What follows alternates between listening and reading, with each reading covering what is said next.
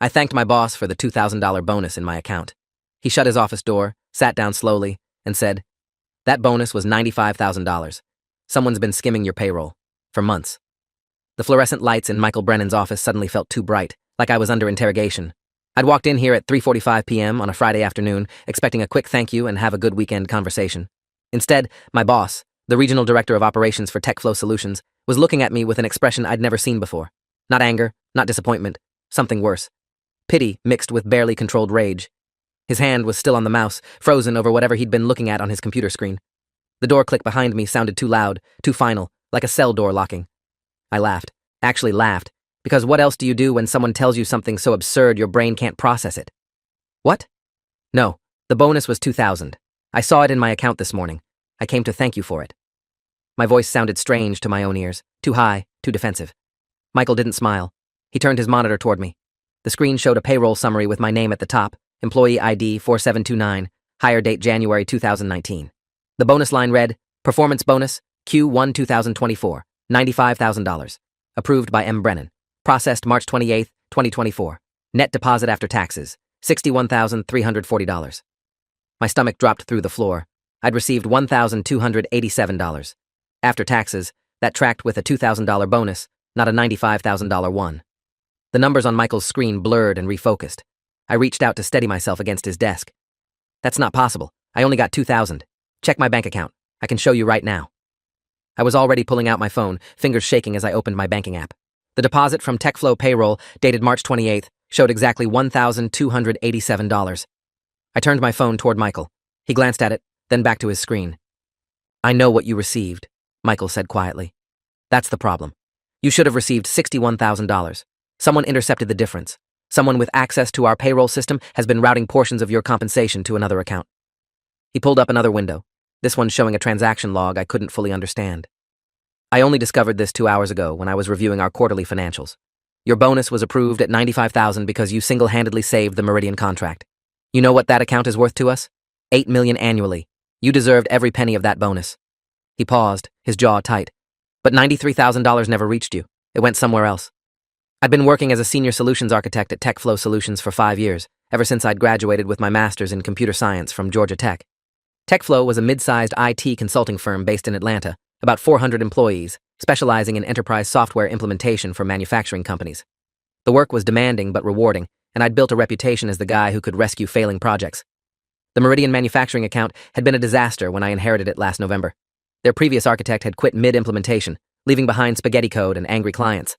I'd spent 4 months working 70-hour weeks, rebuilding their entire inventory management system from scratch, training their staff, and turning what should have been a lawsuit into a glowing testimonial. When I saw the $2,000 bonus hit my account on Friday morning, I'd been grateful, but not surprised. Our company did quarterly performance bonuses, and I'd received similar amounts before. $2,000 felt appropriate for a good quarter. I'd texted my girlfriend Alicia that we could splurge on that weekend trip to Savannah she'd been wanting.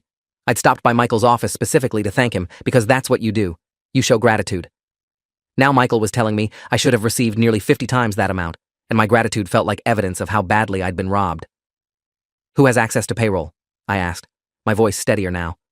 The initial shock was giving way to something colder, harder. Someone had stolen from me. Someone I worked with, someone I probably saw every day, had been stealing my money. Michael stood up, walked to his window overlooking the parking lot. "That's what we need to figure out. Officially, only 3 people have full payroll access. Dorothy in HR, Gerald in accounting, and me. But there are also system administrators who maintain the software, contractors who handle IT support, and various people with partial access for different functions." He turned back to face me. "I've already put in a call to our CFO. He's bringing in a forensic accountant. We're also going to need to involve law enforcement." The word law enforcement made everything feel suddenly, terribly real. This wasn't just a mistake or a glitch. This was theft. This was fraud. This was someone deliberately, systematically stealing from me. My hands were shaking again. I sat down in the chair across from Michael's desk without being invited. "How long has this been happening?" "You said months." Michael's expression darkened. "I don't know yet. The bonus is what caught my attention, because the amount was large enough to create a discrepancy I noticed during my quarterly review. But if someone has been skimming your regular paycheck, bonuses, raises, it could have been going on since you started here." He pulled up another document. "Your base salary is $98,000, but if I'm seeing what I think I'm seeing, you might have been receiving payments based on a lower amount." I pulled up my pay stubs on my phone, something I rarely looked at because I had direct deposit and generally just checked my account balance. The most recent stub from March 15th showed my gross pay as $3,769.23 for the 2-week period. I did the math quickly in my head.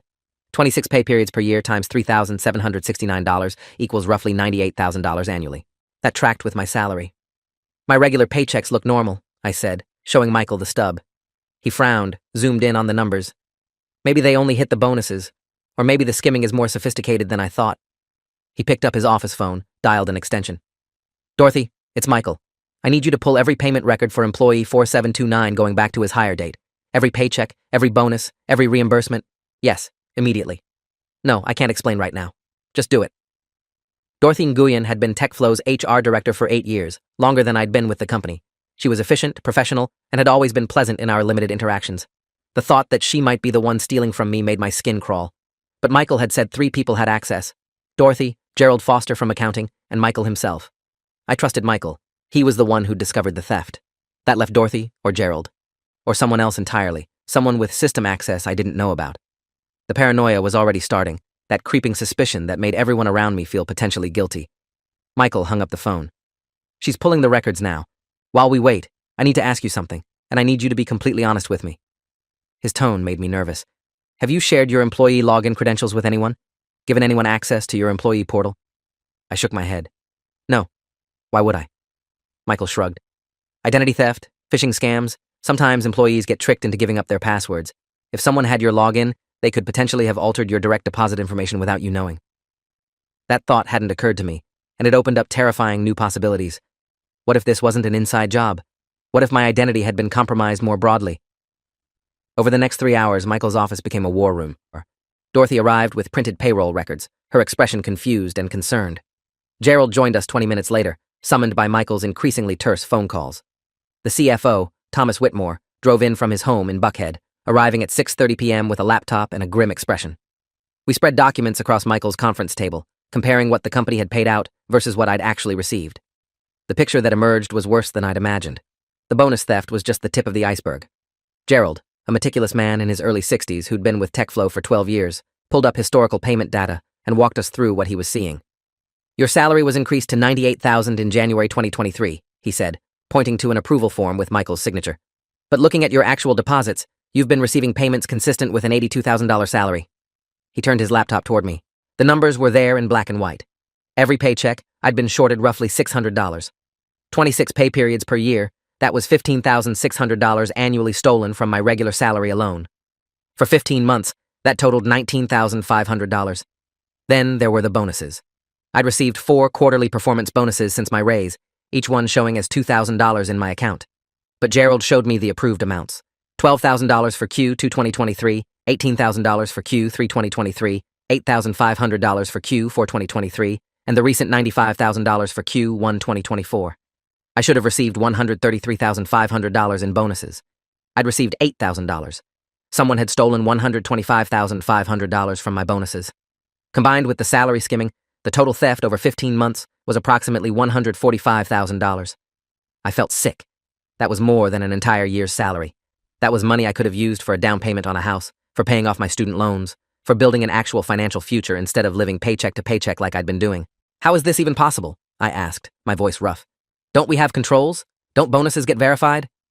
Thomas, the CFO, had been silent up to this point, but now he spoke with barely controlled anger. We have controls.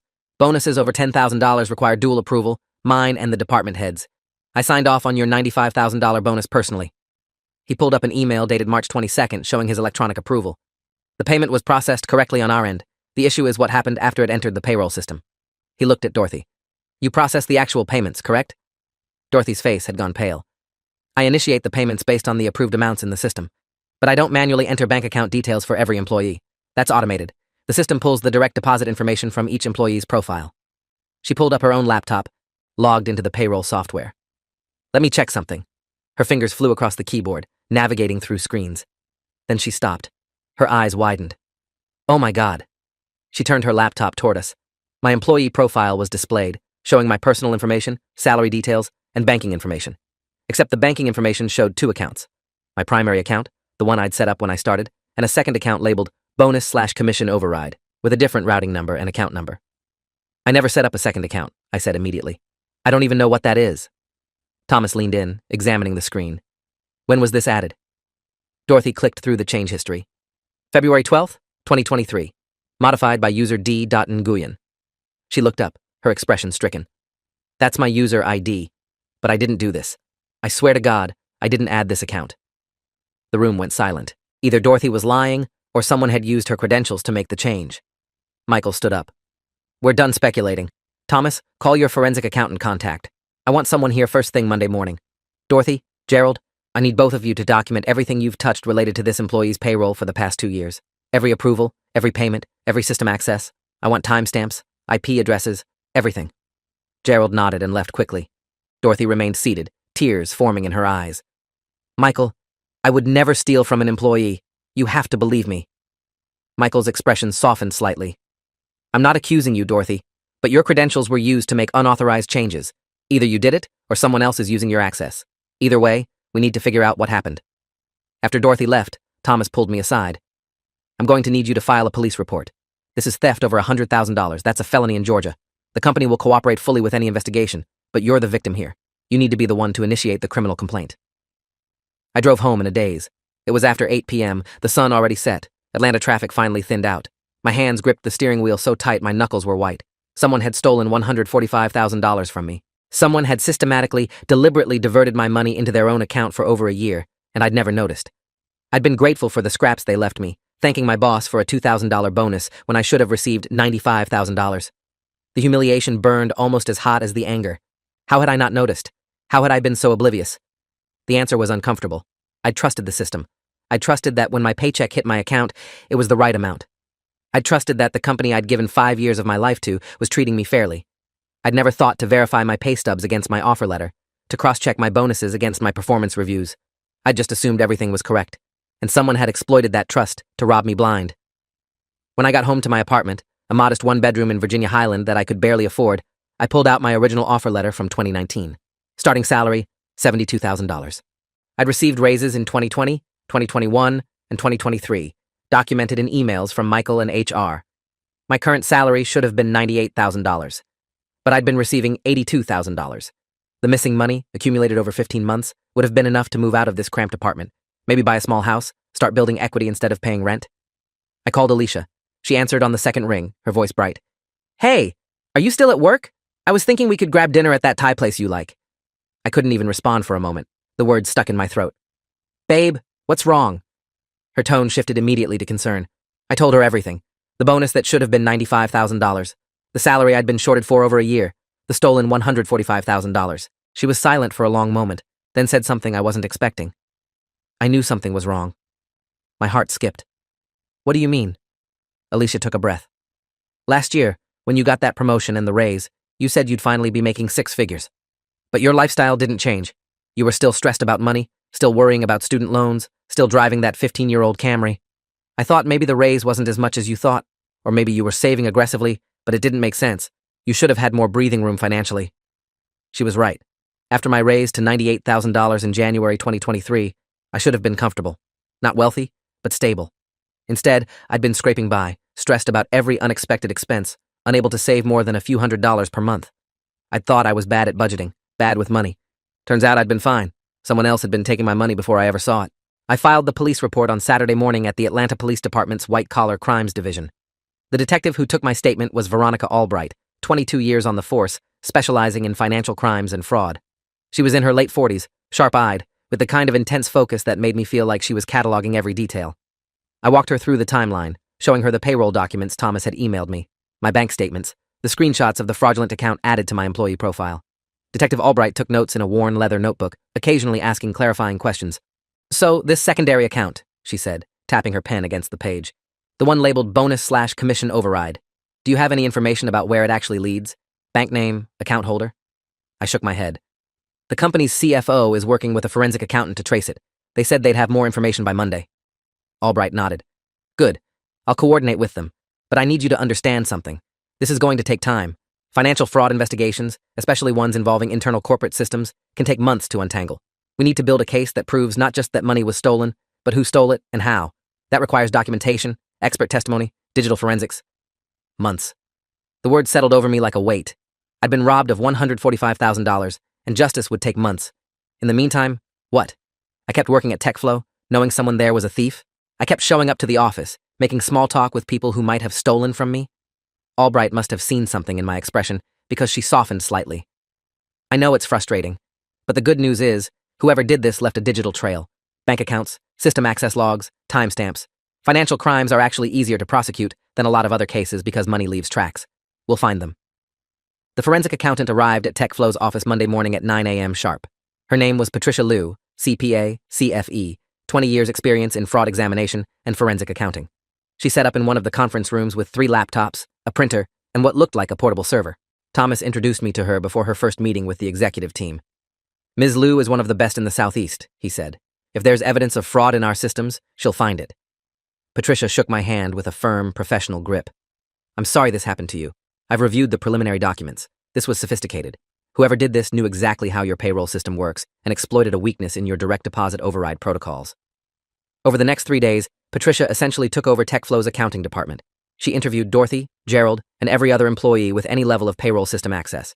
She pulled system logs going back 2 years, tracking every login, every change, every transaction. She requested bank statements from the company, from me, and subpoenaed records from the bank where the fraudulent account was held. I tried to work, tried to focus on my projects, but I was useless. I kept checking my phone for updates, kept refreshing my email, kept looking around the office wondering which of my coworkers was a thief. On Wednesday afternoon, Patricia called an emergency meeting. Present were me, Michael, Thomas, Dorothy, Gerald, and TechFlow's attorney, Richard Knowles, who'd been brought in to advise on the legal implications. Patricia stood at the head of the conference table with her laptop open. I've traced the fraudulent account, she said without preamble. The bonus/commission override account that was added to the employee's profile in February 2023 belongs to a Coastal Bank checking account opened in January 2023. The account is registered to a Veronica Albright. My brain short-circuited. What? No, that's the detective investigating this case. Patricia held up a hand. Different person. There are 127 Veronica Albrights in Georgia, according to public records. This particular Veronica Albright is actually an alias. The social security number used to open the account is fake. The address is a UPS store in Marietta. But the account has received $145,873.29 in deposits over the past 15 months, all from TechFlow Solutions payroll, all corresponding to the amounts that should have gone to you. She pulled up a bank statement showing the deposits. My bonuses, my salary, my money, flowing into a ghost account under a fake name. Who opened the account? Thomas demanded. Patricia clicked to another screen. The account was opened online using forged identity documents. The bank's fraud department is cooperating with Detective Albright's investigation. They've provided the IP address used to open the account and conduct transactions. That IP address belongs to a residential internet connection in Decatur, Georgia. She paused for effect. The same address where Dorothy Nguyen lives. The room exploded. Dorothy stood up so fast her chair fell backward. That's insane. I didn't do this. Someone must have hacked my internet, my computer, something. I would never steal from anyone. Michael held up his hands. Dorothy, sit down. Let Patricia finish. Dorothy sat, her face flushed, tears streaming down her face. Patricia continued, her voice neutral and professional. The IP address alone isn't conclusive. As Ms. Nguyen says, it could be spoofed or accessed through a compromised network. However, the system logs tell a more complete story. The change to add the fraudulent account to the employee profile was made on February 12, 2023, at 11:47 p.m. The login used was Dean Nguyen's credentials. The IP address was Dorothy's home connection. The computer MAC address matches Dorothy's work laptop, which she's allowed to take home per company policy. Dorothy's voice was a whisper. I didn't do it. I swear on my children's lives I didn't do this. Patricia wasn't done. The pattern of access is consistent with someone who knows the payroll schedule intimately. Changes to the direct deposit override were made within hours of bonus approvals, ensuring the fraudulent account would capture the maximum amount. The salary skimming was more subtle, implemented through a formula in the payroll software that calculated the employee's net pay based on a salary $16,000 lower than his actual salary, with the difference routed to the secondary account. Richard, the attorney, leaned forward. So, whoever did this had deep knowledge of the payroll system and had administrative access. Patricia nodded. Yes, and according to the access logs, only 3 people have that level of access. Dorothy Nguyen, Gerald Foster, and Michael Brennan. However, Gerald's access logs show no activity during the relevant time periods, and his IP addresses are all from the office or his home in Alpharetta. Michael Brennan's access shows normal executive review activity, but no modifications to employee profiles or direct deposit information. She looked at Dorothy. Dorothy's account shows extensive activity, including the specific changes that facilitated the theft. The evidence was damning. Dorothy was crying openly now, her hands shaking. I don't understand. I didn't do this. Why would I do this? I make $65,000 a year. I'm not hurting for money. Thomas's voice was cold. Your bank records show deposits totaling $145,000 over 15 months. I'd say you are significantly better off financially than you were 2 years ago. Dorothy looked up, confused. What deposits? I don't have any extra money. You can check my accounts. I'm barely breaking even every month. That stopped everyone. Patricia tilted her head. You're saying you don't have the stolen funds? Dorothy shook her head frantically. I don't have anything. I have my salary, direct deposited to my Bank of America checking account. That's it. Patricia pulled up another document. Bank records for Dorothy Nguyen show a primary checking account at Bank of America, receiving bi-weekly payroll deposits of approximately $2,200, consistent with a $65,000 salary after taxes. No unusual deposits, no large transfers, no evidence of the stolen funds. She clicked to another screen. However, I also ran a search for bank accounts opened using Dorothy's home address. In addition to her Bank of America account, there's the Coastal Bank account under the alias Veronica Albright, and a third account at SunTrust opened in February 2023 under Dorothy's actual name, but with a slightly different social security number, a single-digit transposition. The room went silent. Thomas spoke first. Someone opened a bank account in Dorothy's name? Patricia nodded. Using her home address, a fake SSN, and forged identity documents. That account has received wire transfers totaling $82,000 from the Coastal Bank account, the one receiving the stolen payroll funds. So the money trail goes, TechFlow payroll to Coastal Bank alias account, then to SunTrust account in Dorothy's name, then withdrawn in cash over time. She looked at Dorothy. Have you been making large cash withdrawals recently? Dorothy shook her head, looking utterly lost. I don't even have a SunTrust account. I've only banked with Bank of America for 15 years. Michael's expression had shifted from anger to confusion. So either Dorothy is an incredibly sophisticated criminal who's pretending not to know about these accounts, or someone is setting her up. Patricia pulled off her glasses, rubbed her eyes. That's what I thought initially. But then I looked deeper. The SunTrust account's debit card has been used at several locations in the Decatur area. Gas stations, grocery stores, restaurants. I pulled surveillance footage from 3 of those locations through cooperation with Detective Albright's investigation. She turned her laptop toward us, played a video. The footage showed someone using an ATM, withdrawing cash. The person was wearing a baseball cap and sunglasses, but the build and posture looked wrong for Dorothy. Too tall, too masculine. Patricia paused the video, zoomed in. This is from March 15th at a Shell station in Decatur. Cash withdrawal of $800 from the SunTrust account. Notice the height against the ATM. This person is approximately 5'10". Dorothy is 5'4". She played another video. This is from April 3rd at a Kroger. $400 withdrawal. Same height discrepancy. A third video. April 22nd, Texaco. $600. In this one, you can see the person's hand.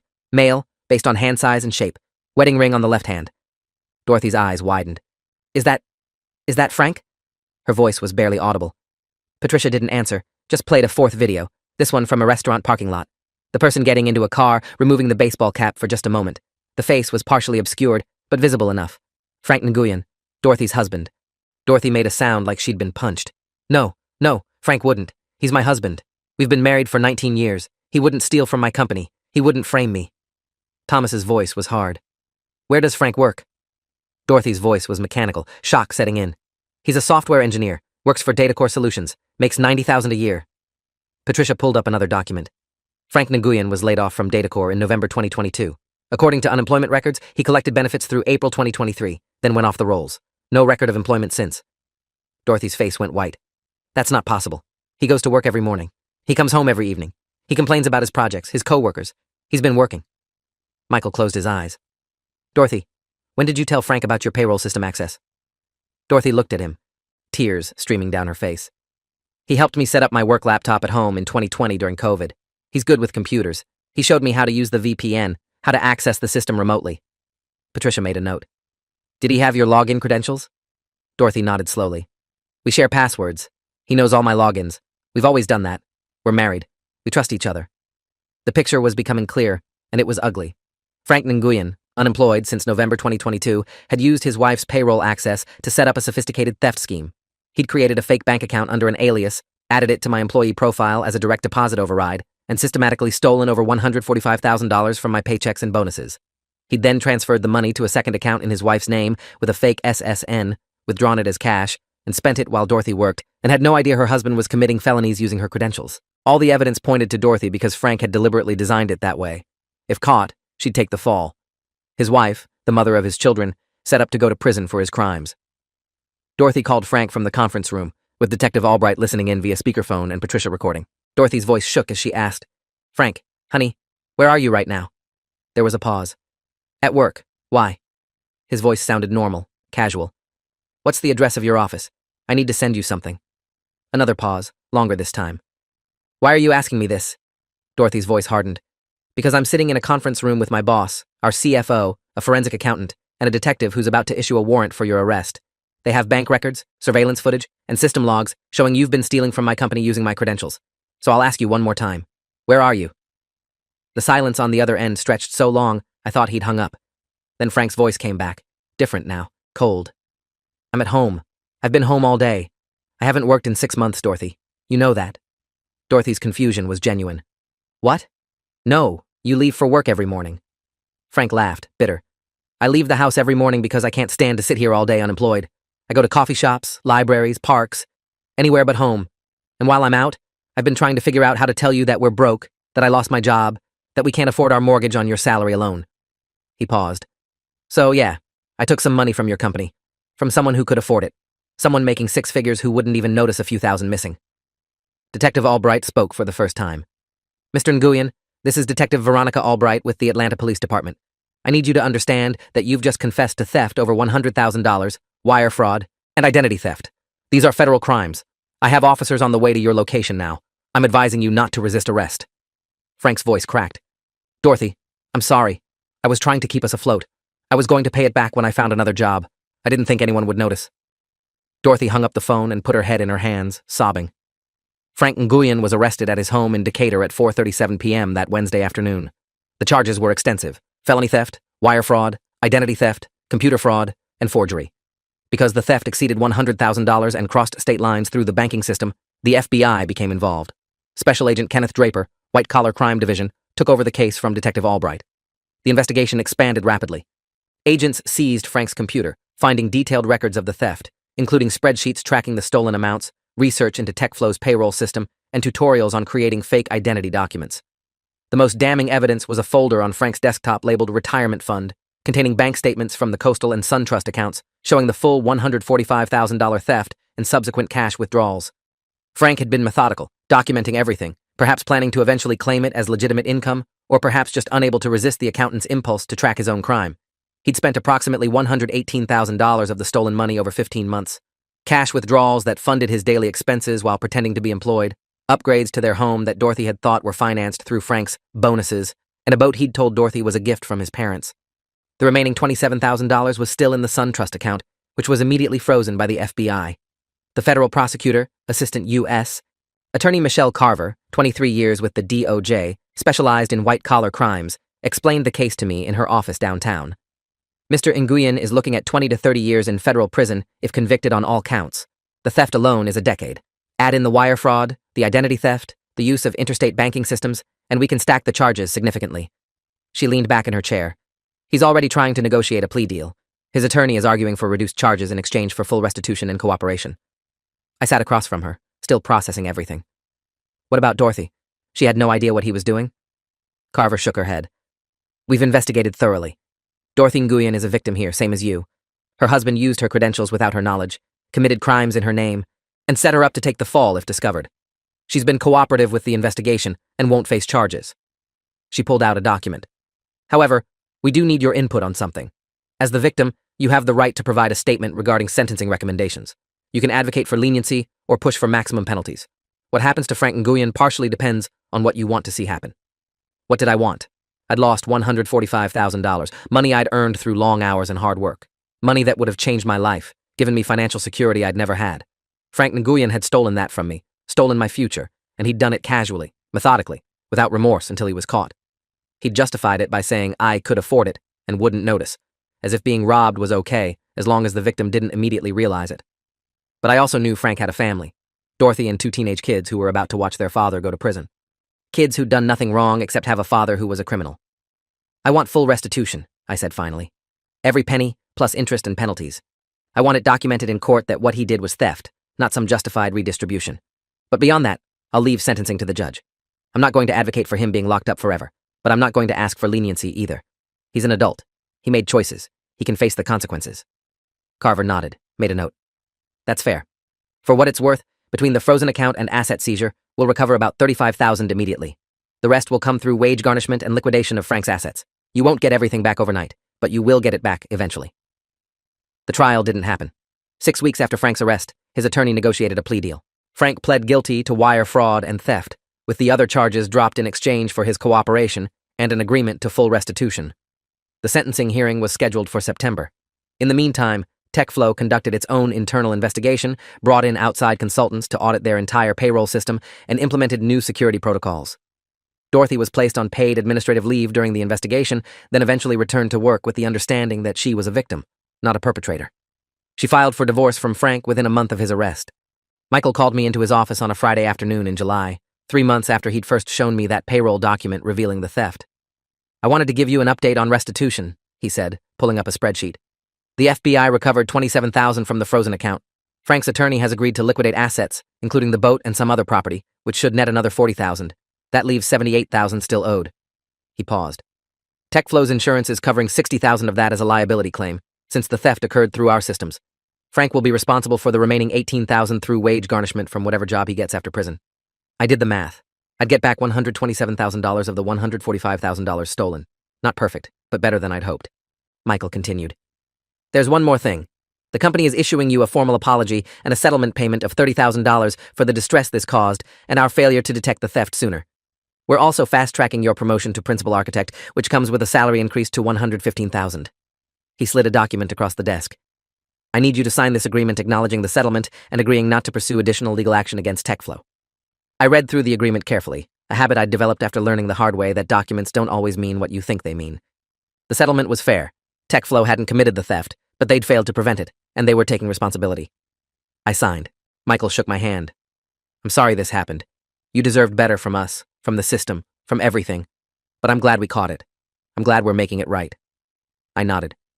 "Me too."